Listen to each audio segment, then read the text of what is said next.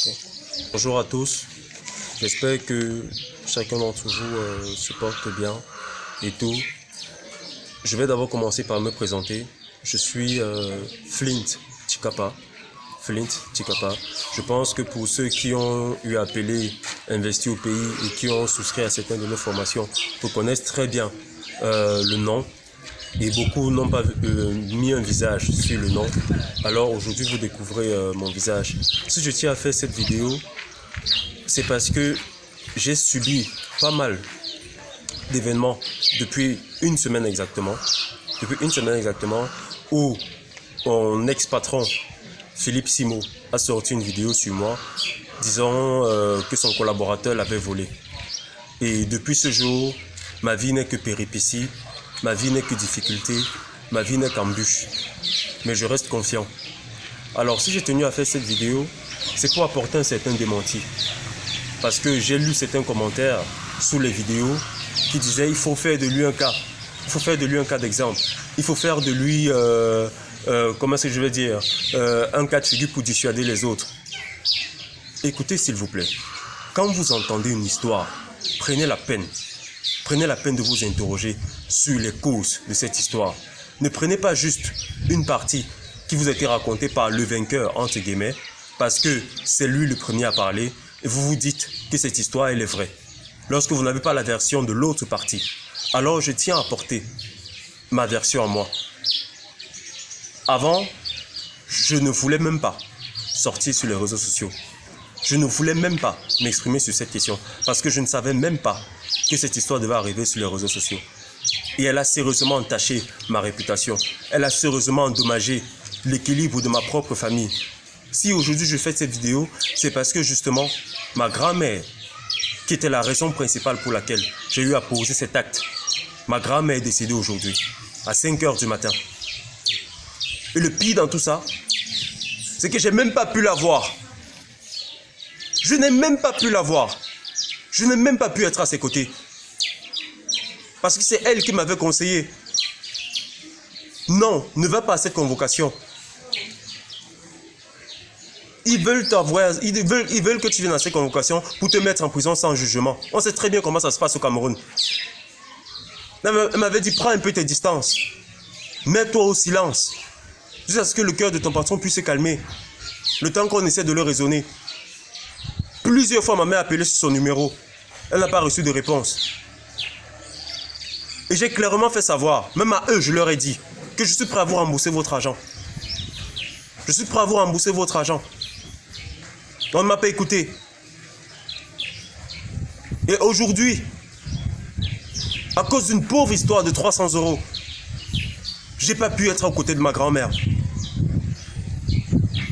C'est pourquoi j'ai tenu à faire cette sortie. Pour rétablir la vérité. Ou du moins, je ne vais pas dire la vérité, ce serait prétentieux de ma part. Mais pour donner ma version de l'histoire. Et ce sera à vous d'en dégager la synthèse et de tirer votre propre conclusion.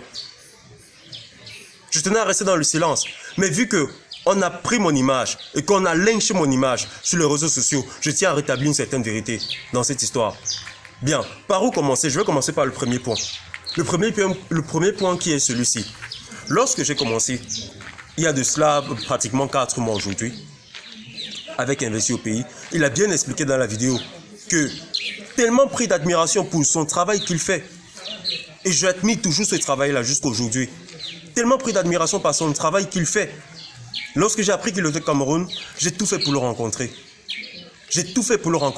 Quand j'ai appris qu'il allait faire sport au Parcours Vita, je suis allé au Parcours Vita. Quand j'ai appris qu'il passait par Bonamoussadi, Koto, Lokpom, pour pouvoir vaquer à ses occupations, je me suis mis à le tracer, à le filer dans tous ces endroits-là, espérant le rencontrer. Et lorsque j'ai appris qu'il recrutait à travers l'une de ses vidéos, j'ai postulé. Et je lui ai donné ma lettre de motivation, lui faisant comprendre que je partage énormément les valeurs d'Investir au pays. Et que c'est pourquoi est-ce que je veux travailler pour Investir au pays. Et que je veux surtout travailler avec lui. Et comme Dieu fait ces choses, j'ai envoyé ma lettre de motivation un samedi, un vendredi autant pour moi. Et c'est le dimanche qu'il m'a appelé, par lui-même. Qu'est-ce que je dis? C'est le lundi, autant pour moi, qui m'a appelé par lui-même pour me dire qu'on a lu votre CV, on a lu votre lettre de motivation, vous pouvez passer pour l'entretien. Quand je suis passé, on a discuté, ça s'est très bien passé. Il m'a fait savoir que j'étais engagé. Moi, je venais pour être engagé en tant que développeur web. Parce que j'ai fait les études de webmaster. J'ai une licence en mine et pétrole, obtenue à l'UT de Douala. Et après ça, l'année qui suivait d'après, j'ai dit qu'il fallait que je suive ma passion, qui est le monde du digital. Donc j'ai fait une année en formation en tant que webmaster. Et c'est ce pourquoi je suis allé investir au pays. Parce que je leur ai clairement fait savoir que j'avais des connaissances en développement des tunnels de vente, développement des sites web. Et j'avais aussi des connaissances sur Canva et tout un tas d'autres outils digitaux. Et je savais qu'ils avaient besoin de ces ressources-là. Donc quand j'arrive à investir au pays, c'est de ça dont on parle. Mais on me fait savoir que non, dans un début, tu ne vas pas commencer en tant que développeur web. Tu vas plutôt commencer en tant que marketing digital. Pour ne pas dire commercial. Que tu vas commencer en tant que commercial. Parce que ce sera une période de test pour nous. Afin de pouvoir te juger, voir si tu as les capacités d'un vendeur. Je dis ok, que ça ne me dérange pas. Et ils m'ont fait savoir qu'on me donnerait pour un début 100 000 francs. Je dis bien 100 000 francs comme salaire fixe, soit 150 euros. C'est ce qu'on me donnerait comme début. Je dis bien comme début. Je dis ok, il n'y a pas de souci. Parce que pris de passion par la chose, c'est pas l'argent qui m'intéressait, c'était la vision. Pris de passion par la chose, j'ai accepté. Et c'est comme ça qu'on s'est mis à travailler. Et on a commencé à vendre les conférences de Douala et de Yaoundé pendant le mois de décembre 2020. Et pendant tout ce mois de décembre 2020, on n'a même pas eu un seul jour, je dis bien même pas un seul jour de repos, que ce soit le 25 décembre ou encore le 30 ou le 31 décembre. Même le 1er janvier, nous sommes venus travailler et nous sommes rentrés à la mi-journée. Mes collègues sont encore là, ils peuvent témoigner de cela.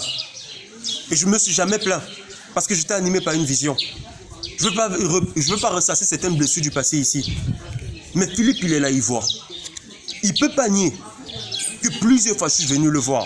J'ai dit, j'ai telle idée, je voudrais qu'on la mette en place. Comme l'idée par exemple des tunnels de vente. J'ai constaté qu'il y avait que sur beaucoup de ces tunnels de vente, ils n'étaient pas optimisés. Et que même les dates n'étaient pas mises à jour. Je me suis proposé de le faire. Il m'a dit non, laisse. Il y a déjà une personne, il y a déjà un collaborateur qui s'en occupe. Il est au Sénégal. J'ai dit ok, il n'y a aucun souci. Et jusqu'à aujourd'hui, ce travail n'a pas été fait. Je ne sais pas si c'était de la méfiance ou quoi que ce soit.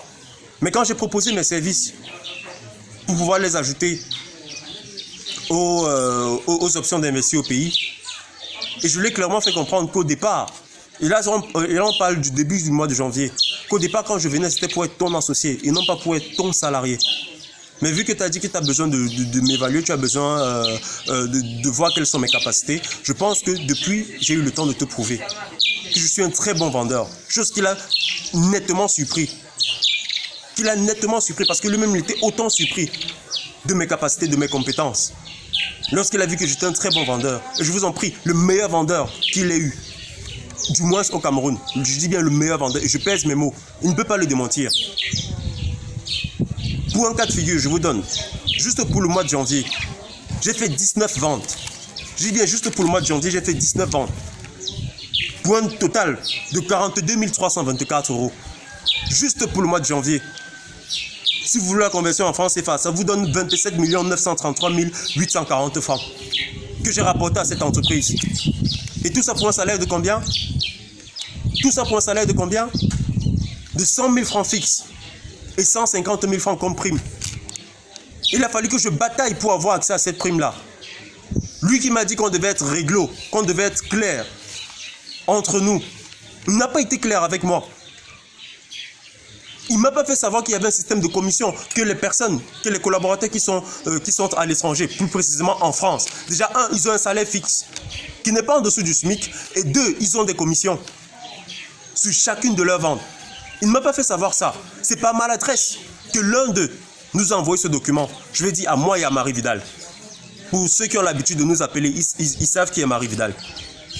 C'est par maladresse qu'il nous a envoyé ce document où il y avait renseigné tous les montants des commissions. Et je vous en prie, si j'avais eu accès à mes commissions, Juste sur les formations Amazon. Je dis bien juste sur les formations Amazon. Donc parmi les 19 formations que j'ai vendues, il y a au moins 13 formations Amazon. Sans compter élevage de poulets, sans compter pisciculture, accélérateur destiné et j'en passe. Mais j'ai juste pris en considération les commissions sur les formations Amazon, ainsi que sur l'élevage de poulets et pisciculture. Il fut une journée, durant le mois de janvier, en une journée, j'ai fait 15 000 € de chiffre d'affaires. En ce moment, on travaillait encore à la maison. Chez lui même, on travaillait encore chez lui. Sa propre femme était abasourdite. Sa propre femme était abasourdite. Tous venaient me féliciter, pensant que je devais avoir accès à mes commissions, disant que tu es déjà un millionnaire, toi. Tu es déjà un multimillionnaire, toi. En ignorant qu'à la fin, parce que quand j'ai découvert ce système de commission, on en a parlé avec lui. Et vous savez ce qu'il nous a dit? Que les commissions, c'était pour avant. Les commissions, c'était pour le début et qu'elles n'existent plus. Que les commissions n'existent plus, elles ne sont plus touchées. Que ce système de commission, il a déjà banni depuis. Or, c'était faux.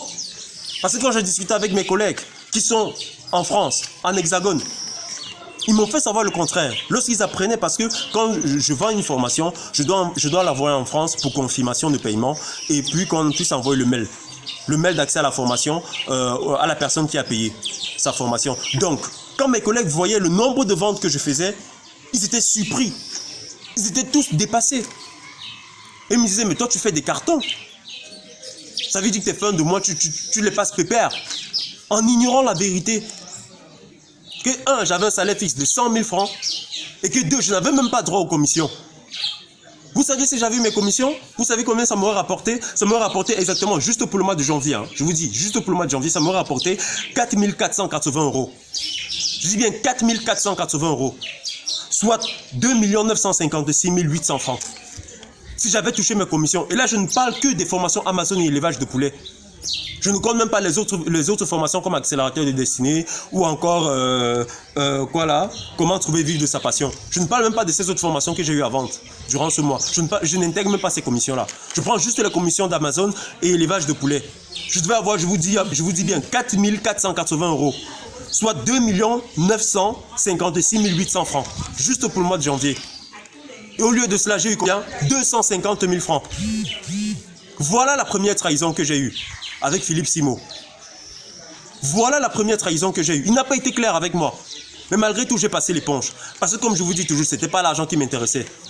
C'était la vision qui m'intéressait. Il m'a dit non, il faut vous voir dans 5 ans, il faut vous projeter dans 5 ans avec Investir au pays Cameroun. On va faire ci, on va faire ça et tout le reste. Et vous qui êtes les premiers, vous qui êtes les anciens, on va vous récompenser. Toujours de belles promesses, toujours de belles paroles. Il nous a dit ceci, que plus tard il va embaucher de nouveaux commerciaux. Et que lorsque cela sera fait, nous les anciens, on sera nommé chef d'équipe. On sera nommé manager du département commercial. Et c'est là que j'ai assisté à ma deuxième trahison avec Investir au pays Cameroun. Parce que quand les nouveaux commerciaux ont été embauchés, vous savez ce qu'ils nous ont dit? À nous les deux anciens, Marie Vidal et moi, vous savez ce qu'ils nous ont dit? On va vous mettre en compétition avec les nouveaux commerciaux pour voir si vous avez la compétence nécessaire pour être manager du département commercial. Or, ce n'est pas ça qu'il y avait au départ. Ce n'est pas ça qui était prévu au départ. Mais c'est ce qu'ils nous ont dit. On va vous mettre en compétition avec les nouveaux arrivés. Avec les nouveaux arrivants. Voilà la deuxième trahison que j'ai eue de la part d'Investir au pays. Et dans tout cela, le mépris. Non seulement tu n'es pas bien payé, tu es sous-payé, mais en plus tu es méprisé et tu es dévalorisé. Je vous donne quelques cas de figure. Le dernier mail que chacun d'entre vous a dû recevoir sur Amazon, qui faisait la promotion de la vente à Amazon. Je crois que le titre du mail c'était Dernière chance, quelque chose du genre. Je crois que c'était intitulé Dernière chance. Vous savez qui a rédigé ce mail? C'était moi. C'est moi qui ai rédigé ce mail. Pour vous donner juste un aperçu de mes compétences. Quand il fallait faire les formulaires pour remplir en ce qui concerne l'achat de terrain, vous savez qui a fait ce formulaire? C'était moi. Quand il fallait constituer le tunnel de vente, pour que voilà toutes les nouvelles personnes qui viennent s'inscrire sur la chaîne YouTube d'Investir au pays, qui prennent l'e-book ou encore qui téléchargent un quelconque document à travers la chaîne YouTube. Et si elles ont poussé un peu plus le formulaire qui les a été soumis, Parce que c'est un système que j'ai mis en place et qu'il a adopté. Et vous pensez qu'il m'a payé pour ça? Jamais. Mais je m'en suis jamais plaint.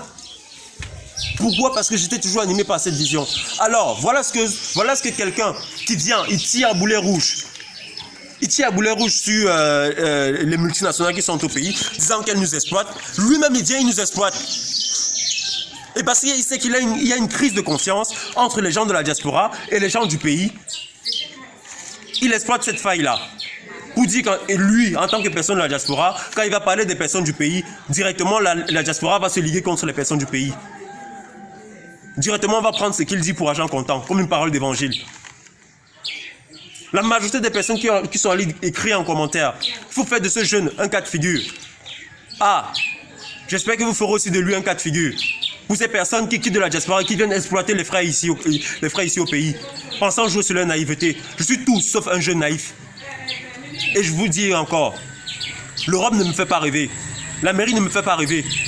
Je suis un jeune qui pense qu'on peut réussir ici au Cameroun et qui s'en donne les moyens. Vous pensez que c'est juste idiot? Je vais penser à créer mon entreprise. Vous savez quelle est l'idée qui m'a animé à créer cette entreprise? Parce que j'ai eu tellement mal. C'est lui qui passe le temps à dire sur sa chaîne. Si vous avez des besoins, faites-nous le savoir. Lorsque vous écrivez dans la boîte mail, je vous explique comment ça se passe. Vu que j'ai eu accès à cette boîte mail quand je travaillais encore pour investir au pays. Lorsque vous écrivez et qu'on lui soumet vos réclamations, qu'on lui soumet vos besoins, surtout en ce qui concerne l'achat de terrain, il balayait cela d'un revers de la main. Tout ce qui l'intéressait, c'est qu'il fallait qu'il paye. Lorsqu'on lui dit, il y a telle personne qui est intéressée, est-ce que la personne a payé? Non, elle n'a pas encore payé, alors ça ne m'intéresse pas. Voilà le visage de l'homme que vous ne connaissez pas. Il a parlé de ce jeune qui fait la briqueterie, qui fait les parpaings et tout le reste. Vous avez été nombreux à vouloir aider ce jeune, à vouloir financer le projet de ce jeune à hauteur de 15 000 €. Lorsqu'on venait auprès de lui, ou du moins je parle pour ma part parce que je ne peux parler que de ce que je maîtrise. Lorsque j'allais auprès de lui pour lui dire, voilà, il y a telle personne qui est prête à mettre 15 000 € pour financer le projet de ce jeune homme, mais il aimerait avoir, voilà, ton assurance sur le fait que c'est une histoire fiable, c'est une affaire fiable. Vous savez ce qu'il disait? S'ils veulent qu'on les accompagne, ils doivent payer. Ils doivent nous payer, on ne travaille pas gratuitement. Voilà quelqu'un qui dit vouloir aider la diaspora, voilà quelqu'un qui dit vouloir aider les gens du pays. Mais tout, c'est d'abord une question d'argent. Tout, c'est d'abord une question d'argent. Durant le mois de février, j'ai fait 23 ventes, exactement. Et j'ai rapporté à mon entreprise 21 273 €, soit 14 40 180 francs. Et vous savez combien j'ai eu? À la fin du mois, 100 000 francs. Voilà ce que j'ai eu à la fin du mois, soit 150 €. Au lieu, si je touchais mes commissions, au lieu d'au moins 2 345 €, soit 1 547 700. Voilà ce que j'aurais dû recevoir, mis à part mon salaire fixe. Mais je n'ai rien reçu de tout cela. Et on m'accuse de voleur. Je ne veux même pas rentrer sur les thèmes du contrat que j'ai eu, de l'accord verbal que j'ai eu avec ce monsieur, qui dit avoir été escroqué ou encore, du moins, qu'on lui prête les mots d'avoir été escroqué ou arnaqué. Je tiens juste à poser une seule question. Est-ce que ce monsieur a eu le service de ce pourquoi est-ce qu'il a payé? Je pense que dans la vidéo, Philippe lui-même le reconnaît, que le monsieur dit combien de fois il était satisfait pour le service qui lui a été rendu. Et je le redis encore, je leur ai bien dit à eux-mêmes, je suis prêt à rembourser cet argent. Pour un accord à l'amiable, je suis prêt à rembourser cet argent. Et vous savez ce que j'ai reçu comme réponse? Des éclats de voix, des injures. On m'a chassé comme un malpropre, en public, devant mes collègues. Et comme si cela ne suffisait pas, il fallait qu'on vienne ternir mon image sur les réseaux sociaux. J'apprends cela à travers un client avec qui je me suis tellement bien entendu. Et vous pensez que tu es commercial, tu as su le service après-vente, tu as su le service client. J'en veux pour preuve, juste l'affiche, le panneau qui est à l'entrée d'Investir au pays Cameroun, qui est à l'entrée de nos bureaux. C'est moi qui l'ai fait. On m'a payé pour ça, je n'ai jamais demandé. Les badges qui ont été faits pour la conférence de Douala, comme de Yaoundé, ici au Cameroun, c'est moi qui les ai faits. Ceux qui avaient déjà assisté à nos conférences précédentes, ou du moins ces conférences précédentes d'Investir au pays, peuvent vous témoigner entre la qualité des badges d'avant et la qualité des badges précédents. Ils peuvent vous témoigner. Mais je n'ai jamais demandé à être payé pour ça. J'ai fait tout un tas d'autres services qui n'avaient rien à voir avec la tâche d'un commercial. Mais je n'ai jamais demandé à être payé comme d'avoir un supplément. Vous pensez que c'est... Ils pensent que c'est parce que j'étais naïf? Non. Mais comme j'ai dit, c'est la vision qui m'a animé. Et à chaque fois que je lui ai soumis un projet, à chaque fois que je lui ai soumis une collaboration, il a toujours ri de moi. Me disant que tu penses que tu pourras m'apporter quoi de plus?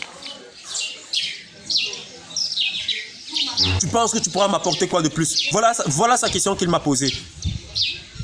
Donc, au-delà d'être sous-payé, au-delà d'être méprisé, je suis rabaissé.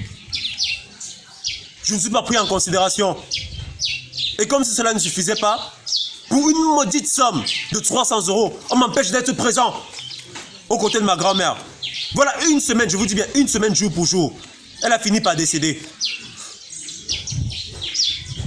Elle a fini par décéder sans que je ne sois à ses côtés. Après avoir rapporté combien de millions à mon entreprise. Elle m'a chassé comme un malpropre pour une raison de 300 €. Que j'ai même dit que j'étais prêt à rembourser. S'il le voulait même avec un supplément. Donc, à vous tous qui venez en commentaire pour dire qu'il faut faire de ce jeune un cas de figure. Je vous plains. Sincèrement, je vous plains. Du fond du cœur, je vous plains. Vous êtes des assoiffés de sang. Vous ne réfléchissez pas avec le cœur des humains. Vous vous dites comme vous êtes de la diaspora. Forcément, toutes les personnes qui sont au pays veulent vous escroquer. Mais arrêtez un moment. Ce n'est pas toutes les personnes qui sont au pays qui rêvent d'aller à l'étranger. Et j'en fais partie. Ce n'est pas toutes les personnes qui sont au pays qui sont des malhonnêtes. Il y a 3 personnes avec qui je suis en train de traiter des affaires actuellement dans mon domaine de compétences, qui est le développement web. Il y a une personne au Canada et 2 personnes en Europe. Et ces personnes peuvent vous témoigner. Je ne les ai pas arnaquées. Et pourtant, là, on parle des contrats de 5 000 $ au Canada, de 3 500 € en Europe. Et je n'ai pas arnaqué ces personnes. Je fais ce pourquoi ce qu'ils m'ont payé. Mais, je tiens juste à terminer mes propos en disant ceci. Et on m'a dit quelque chose comme quoi, tu aurais pu demander qu'on te fasse un prêt. J'ai pris cet argent pour faire la chimio de ma grand-mère. Pour payer la chimio de ma grand-mère. À hauteur de 350 000 francs. On me dit, tu aurais pu demander à l'entreprise de te faire un prêt. On te paye 100 000 francs. Je vous donne juste un cas de figure. Ce manager du Cameroun là, pour vous parler un peu du personnage, qui dit tu aurais pu demander qu'on te fasse un prêt. On nous a dit, investir au pays, c'est une jeune start-up qui vient de commencer au Cameroun, alors prenez-la comme votre bébé. Chose que j'ai faite. J'ai tellement donné à cette entreprise. Et pour de peu que la semaine soit passée, pour de peu que je sois arrivé, parce que l'heure de travail, c'est à 8 h. Pour de peu que je sois arrivé à 8 h 09. Je dis bien à 8 h 09. Pour une première fois que je suis arrivé à 8 h 09, on m'a donné une journée de mise à pied. Me disant que je suis venu en retard. Parce que ce jour, j'avais eu le malheur que le manager, ou du moins le DG d'investir au pays Cameroun, était arrivé avant moi. J'avais eu le malheur qu'il soit arrivé avant moi. Alors il fallait qu'il me dise que pour 9 minutes de retard, qu'on me donne une journée de mise à pied. Voilà le personnage qui me dit, tu aurais pu venir me demander un prêt, je te l'aurais accordé. On se moque de qui? On se moque de qui? Lorsque tu passes toutes tes journées, tu arrives au travail, généralement aux environs de 7 h 30, 8 h, et tu rentres à 21 h, 22 h. Quand on faisait les conférences pour le Cameroun, je rentrais à quelle heure? Il fut une journée, je suis rentré à minuit, à plus de minuit chez moi. Chaque jour, je rentrais à pas moins de 22 h. Ma propre mère s'en plaignait. On n'a pas vu ça. On n'a pas vu ça. Je ne comptais pas les heures. On n'a pas vu ça. On travaillait le samedi. Il peut dire aux personnes en France de travailler le samedi. Il peut dire aux personnes en France de travailler à plus de 16 h ou 17 h. Mais comme on est au Cameroun, on vient faire de l'esclavage. On vient faire de l'exploitation de l'homme par l'homme. Et après, on veut se faire passer pour les personnes charitables. On va en linge. J'attendais de lui qu'il se comporte comme un grand frère envers moi. Et pour la petite information, je n'ai pas 23 ans. J'ai 26 ans. J'attendais de lui qui se comporte comme un grand frère avec moi. Je parle de Philippe. Parce que son cousin qui est le DG d'Investir au pays Cameroun, de celui-là, je ne peux rien attendre. Un personnage de cet acabit, je ne peux rien attendre de lui. Mais je parle de Philippe. J'attendais qu'il se comporte comme un grand frère avec moi. Envers moi. Mais ce n'est pas ce qu'il a fait. Bien au contraire, son cousin a ouvert la plaie, lui il est venu la déchirer. Il a enfoncé le couteau bien profond. En allant me lyncher sur les réseaux sociaux. Mais je tiens juste à terminer mon propos en disant ceci. Je ne vous sors pas cette vidéo, ou encore je ne vous dis pas cette vidéo pour que voilà, vous soyez pour fustiger sa personne. Non. Ou pour fustiger son acte, ses œuvres d'investir au pays. Non. C'est une initiative louable qui mérite d'être encouragée en dépit de tout. Je mets ça sur le compte d'une erreur. Je mets cela sur le compte d'une erreur. Je mets toutes ces péripéties sur le compte d'une erreur. Et je vous le redis encore. Pour ceux qui veulent encourager l'initiative, encouragez l'initiative. Je fais partie même des premières personnes qui, lorsque je continue à voir des vidéos de Philippe qui traitent des sujets pertinents et dont il présente des points de vue pertinents, je ne cesserai pas de partager. Il faut faire la part des choses. Mais je dis, ce que l'histoire retiendra, c'est que pour une personne, pour un collaborateur qui t'a rapporté en 2 mois, pratiquement près de 50 millions de francs en termes de chiffre d'affaires, pour un collaborateur qui t'a rapporté près de 50 millions de chiffre d'affaires, l'histoire retiendra que pour une histoire de 300 €, de 200 000 francs, tu l'as empêché de voir sa grand-mère, qui était mourante. Tu as dit, j'ai inventé cette histoire. Parce que je me disais que comme ta maman elle est décédée du cancer, je devais jouer sur la fibre émotionnelle. Je ne le savais même pas. C'est à travers ta vidéo que je l'ai appris. Que ta maman était décédée de cancer. Je ne savais même pas. Mais toi, tu savais que ma grand-mère souffrait. Bien avant cette histoire de création d'entreprise ou quoi que ce soit. Tu dis que j'ai voulu voler tes clients en volant les bases de données. Je ne l'ai pas fait. Je ne l'ai pas fait. Ces bases de données étaient dans ma clé depuis fort longtemps. Si je voulais voler ces bases de données, il y a des moyens bien plus intelligents que ça de le faire. Bien plus intelligent que ça de le faire. Et pour la petite info, j'avais déjà préparé ma lettre de démission depuis mi-février. Depuis la moitié du mois de février. Parce qu'en juste 3 mois de travail, on m'a menacé 6 fois de licenciement. J'ai dit que je ne pouvais pas travailler dans ces conditions-là. J'avais déjà préparé ma lettre de démission depuis. Donc, pour finir, il y a un célèbre journaliste ici au Cameroun du nom d'Ernest Obama qui aime bien le dire, le temps est le véritable tribunal de l'histoire. Je sais que tous, ou du moins la grande majorité, attendent mon échec, attendent que je m'écrase, attendent que je rate ma vie pour cette histoire-là. Mais je dis bien encore, je n'ai pas été quelqu'un de malhonnête. Je déplore la façon par laquelle je suis passé, vu l'urgence dans laquelle l'état de ma grand-mère était. Je déplore cette situation et je demande pardon pour cela. Je demande pardon d'être passé par ces moyens de recours peu orthodoxes. Je demande sincèrement pardon. Mais j'ai demandé à ce que cette histoire soit réglée à l'amiable. On m'a chassé des bureaux comme un malpropre. Même après le samedi, j'ai tenu à venir au bureau pour demander un accord à l'amiable. C'est ma grand-mère qui m'a dit non. Mais fais d'abord profil bas. Trouve un endroit où tu vas te cacher. Question que le cœur de ton patron s'apaise. D'abord. Et après, pendant ce temps, ta mère et tes tantes vont essayer de discuter avec lui. Elles l'ont appelé plusieurs fois. Je le dis encore, elles l'ont appelé plusieurs fois. Qu'il regarde sur son numéro du Cameroun, il verra le numéro de ma mère. Elle l'a appelé plusieurs fois. Et j'étais prêt. Comme je disais tantôt, même quand ma mère a dit qu'elle voulait le discuter avec lui, j'ai dit, il faut lui préciser que je suis prêt à lui rembourser son argent.